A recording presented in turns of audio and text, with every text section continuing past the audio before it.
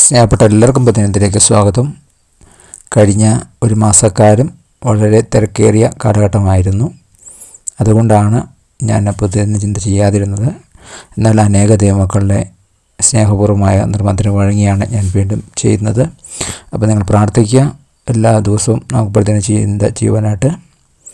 അവൻ നമുക്ക് വേണ്ടി തൻ്റെ പ്രാണനെ വെച്ചു കൊടുത്തതിനാൽ നാം സ്നേഹം എന്തെന്ന് അറിഞ്ഞിരിക്കുന്നു. 1 യോഹന്നാൻ 3:16 വാക്യം.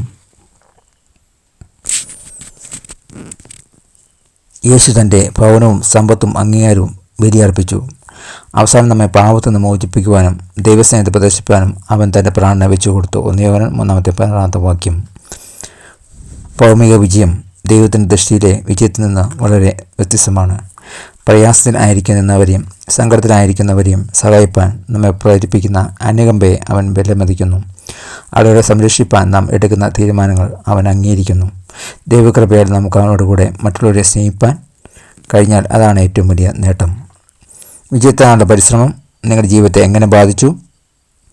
ദൈവം പ്രധാനമുള്ളതായി കരുതുന്നതിനെ പ്രധാനമുള്ളതായി കാണുവാൻ നമുക്ക് ചിലപ്പോൾ ബുദ്ധിമുട്ടായിരിക്കുന്നത് എന്തുകൊണ്ട്? പ്രാർത്ഥിക്കാം. സ്നേഹമുള്ള ദൈവമേ, അങ്ങയുടെ വിലയിരുത്തൽ പ്രകാരം വിജയിപ്പാൻ ഞാൻ ആഗ്രഹിക്കുന്നു.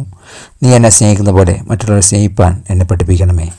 Thank you. God bless you. പുതിയ ദിവസം പുതിയ അനുഭവങ്ങളെ ദൈവം നടക്കട്ടെ. God bless in Jesus name. Amen.